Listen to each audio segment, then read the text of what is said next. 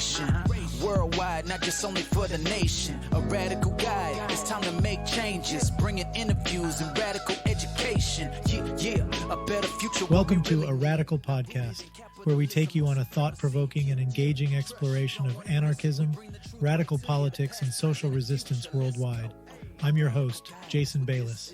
In today's episode, we will explore anarchism's historical and contemporary role in the anti-fascist movement from the Spanish Civil War to the Rojava Revolution. In our weekly Anarchist and Radical News segment, we'll discuss the ongoing renter evictions crisis and the global rise of evictions. Finally, in our Radical Locations segment, we'll introduce you to Barbacha in the Kabylie region of Algeria and its inspiring story of autonomy and resistance against authoritarianism. So, sit back, relax, and join us as we celebrate the resilience, adaptability, and determination of anarchists, radicals, and activists in pursuing a better world. Let's go! In this week's weekly Anarchist and Radical News segment, we'll discuss a recent article published by Freedom, an independent radical co-op controlled by its volunteers, focusing on a pressing issue facing renters in London. According to the article, the London Renters Union, LRU, is urging the UK government to address potential loopholes in the upcoming Renters Reform Bill that might allow landlords to bypass the planned ban on Section 21 no-fault evictions.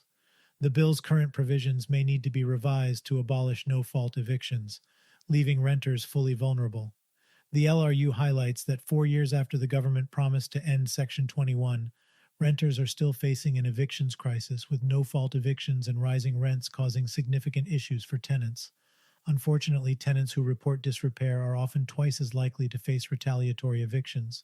The Renters Reform Bill aims to increase renters' security in their homes and empower them to challenge mistreatment. However, the LRU believes that without strict limits on in-tenancy rent increases, landlords could still use excessive rent hikes to force unwanted tenants out, perpetuating a power imbalance that leaves renters unable to challenge unsafe living conditions. Furthermore, the LRU calls for stronger protections against fraudulent use of the new Section 8 grounds, allowing landlords to evict tenants under the pretext of moving a family member in or selling the property. The LRU has been campaigning to end Section 21 since 2018 and advocated for an eviction ban during the COVID-19 lockdowns. They are currently pushing for a rent freeze. Clara Hill, a spokesperson for the London Renters Union, emphasizes the need for comprehensive legislation to truly end all no-fault evictions, including those resulting from unaffordable rent increases. This was a summary of the news article that was published on Freedom's site, freedomnews.org.uk. Now let's dive deeper into the eviction crisis that renters face worldwide and its connection to the anarchist perspective. The rise of renter evictions is a complex issue with various causes, such as rising rents, the loss of affordable housing, inadequate tenant protections, and the impacts of the COVID-19 pandemic. The consequences of this crisis are numerous, including increased homelessness, poverty, and social disruption. Anarchists argue that the eviction crisis stems directly from the capitalist system, which they believe is inherently exploitative and prioritizes private property over human needs. Anarchists propose the abolition of capitalism in favor of a society based on mutual aid, cooperation, and universal housing rights.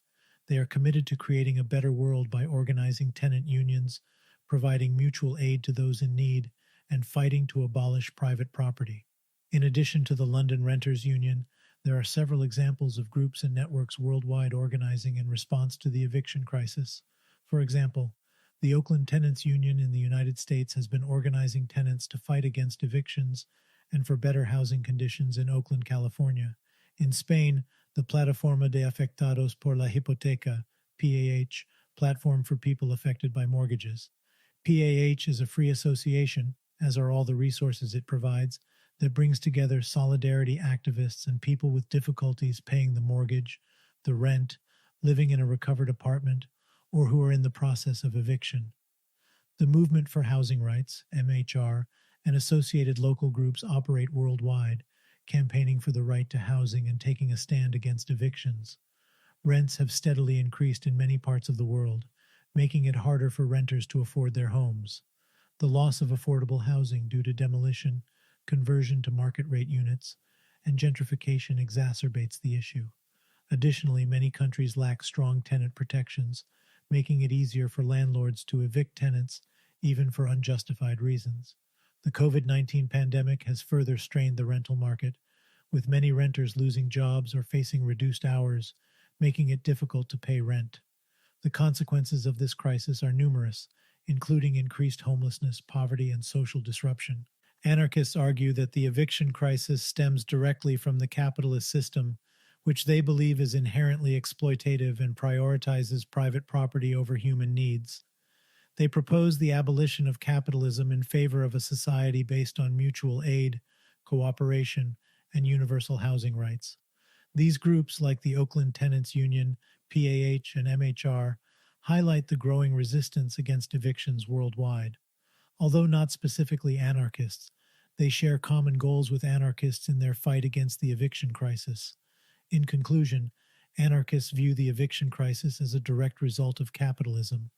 They are working towards building a more equitable society by challenging the capitalist system and advocating for universal housing rights.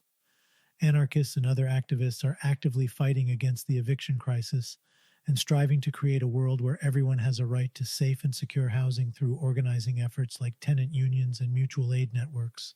That's it for this week's weekly Anarchist Radical News segment. Thank you to Freedom News for their insightful reporting, and make sure to stay tuned for next week's update on the latest news from the anarchist and radical world. La propriété, c'est le volume. A radical guide, that's what this is, highlighting the diverse world of resistance. In this segment, we'll take a closer look into the role of anarchism within the anti-fascist movement. We'll explore the theoretical foundations, key historical events, and the organizing principles that shape both anarchism and anti-fascism. Let's begin by understanding the essence of anarchism. As covered in previous episodes, anarchism is a political philosophy that envisions a society without hierarchy, based on voluntary cooperation and mutual aid. Thinkers like Mikhail Bakunin, Peter Kropotkin, and Emma Goldman have contributed significantly to its development. Bakunin highlighted the importance of collective action and direct democracy. Kropotkin focused on mutual aid as a vital principle for organizing society, and Goldman stressed the need for individual freedom, autonomy, and direct action. Now let's define anti-fascism. It's a broad term encompassing opposition to fascist ideologies characterized by authoritarianism, nationalism, and often racism. Anti-fascist thought emerged in response to the rise of fascism in the early 20th century. It includes various ideologies and political affiliations united by their opposition to fascism. With that background, let's explore the key organizing principles and strategies that are so essential to the anti-fascist movement and how they shape the way anarchists and other activists tackle these issues. Direct action, mutual aid, and solidarity are central to anti-fascist organizing, with these tactics aiming to confront and dismantle oppressive power structures.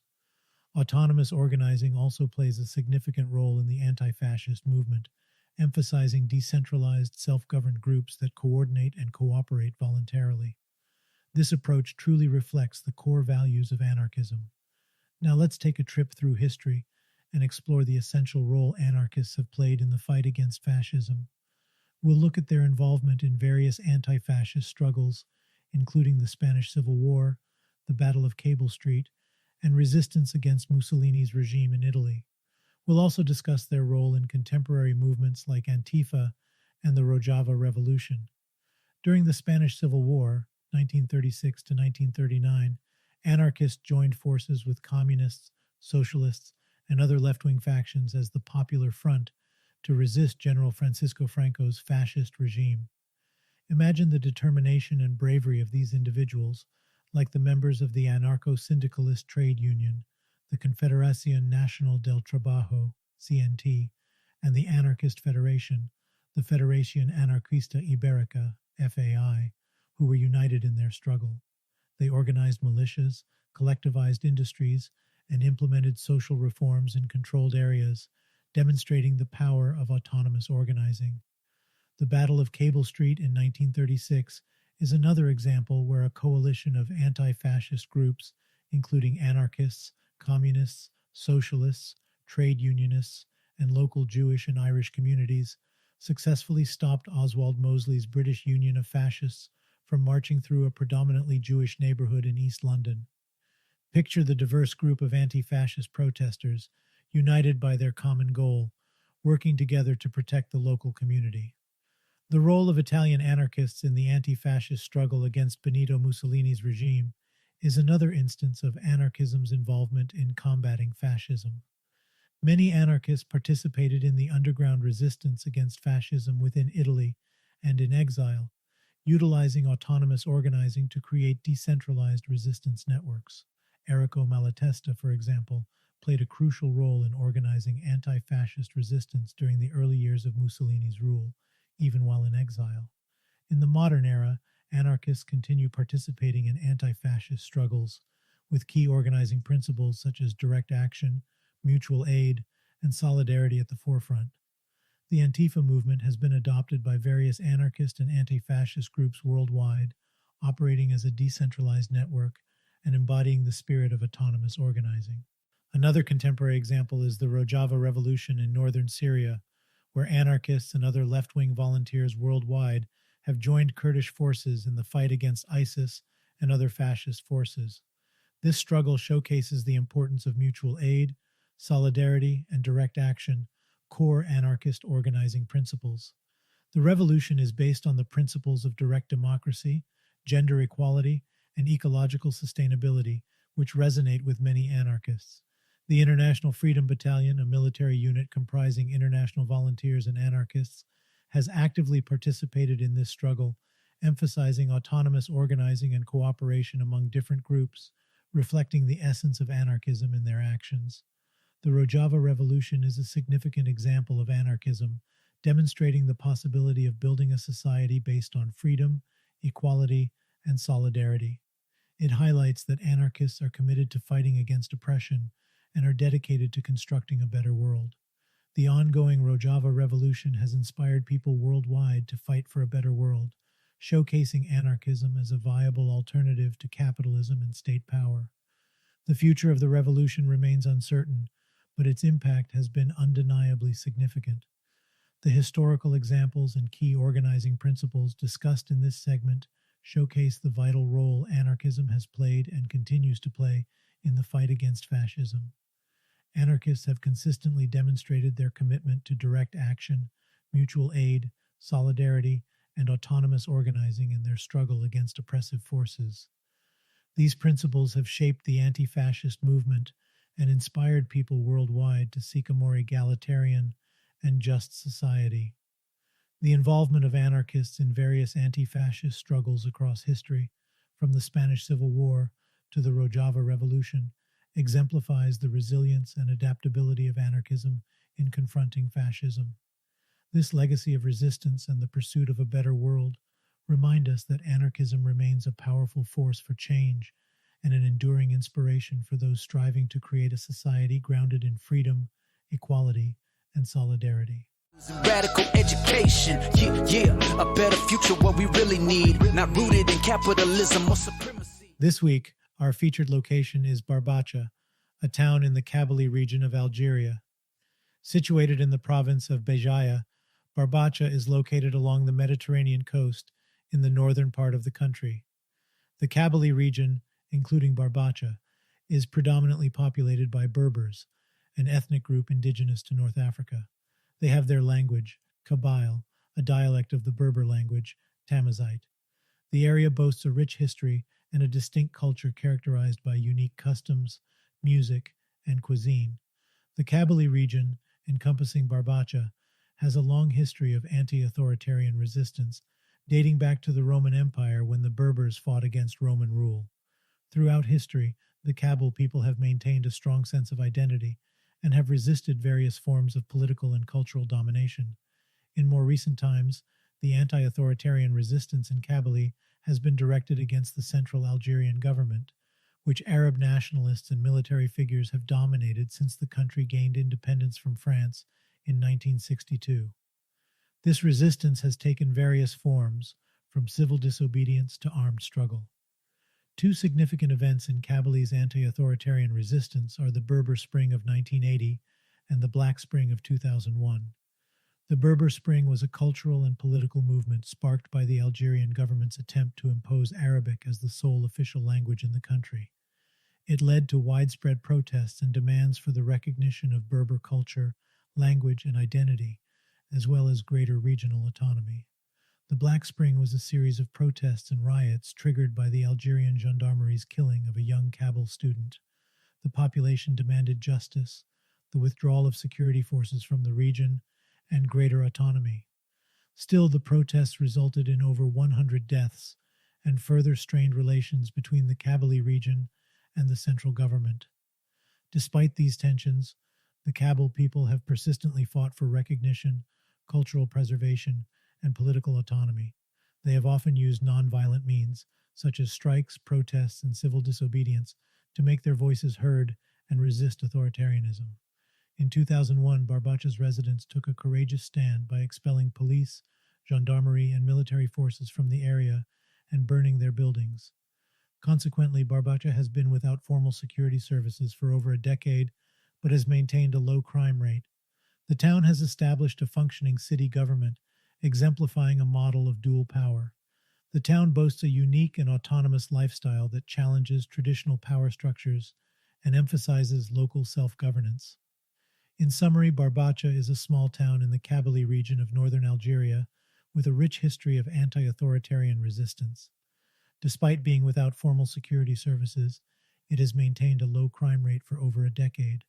The people of Barbacha and the broader Kabylie region continue to challenge traditional power structures and emphasize local self-governance, making it a model of dual power. You can learn more about Barbacha and other locations on a Radical Guide, radicalguide.com. In today's update, we'd also like to remind all our listeners that if you know of a location that should be featured on a Radical Guide, you can add it to our platform. Doing so will help expand our comprehensive directory, which features organizations, collectives, and initiatives championing social justice, equality, and radical activism. To add a location, visit radicalguide.com and click the Add Listing button in the top right-hand corner. Your contributions will help others discover valuable connections and foster a sense of solidarity among activists. If you don't have a location to add but still wish to support a Radical Guide, please visit radicalguide.com and click the Support ARG button in the top menu to explore ways to contribute. Stay tuned for future updates and remember to visit radicalguide.com to add listings or support a Radical Guide's mission. Let's go! Thank you for joining us on today's journey through A Radical Podcast. We hope our discussions on the historical and contemporary role of anarchism in the anti-fascist movement, the ongoing renter evictions crisis, and the inspiring story of autonomy and resistance in Barbacha, Algeria, have given you new insights and inspiration. As we close, remember that the struggle for a better world is ongoing, and your participation and solidarity matter. Stay informed, stay engaged, and don't hesitate to share your thoughts and experiences with others in the fight for freedom, justice, and equality. If you'd like to stay updated on future episodes and learn more about anarchism, radical politics, and social resistance, please subscribe to A Radical Podcast on your preferred platform. You can also follow us on social media and visit our website, radicalguide.com, to add listings or support our mission. I'm your host, Jason Bayless, and I look forward to bringing you more stories of resilience, adaptability, and determination in our next episode. Until then, stay radical, stay strong, and keep fighting. Yeah, talking freedom and liberation. Worldwide, not just only for the nation. A radical guide, it's time to make changes. Bringing interviews and radical education. Yeah, a better future, what we really need. Not rooted in capitalism or supremacy. Yeah, trust, you don't want to miss it. We bring the truth right to you, the past, present, and future. Let's go. A radical guide, that's what this is. Highlighting the diverse world of resistance. Let's go.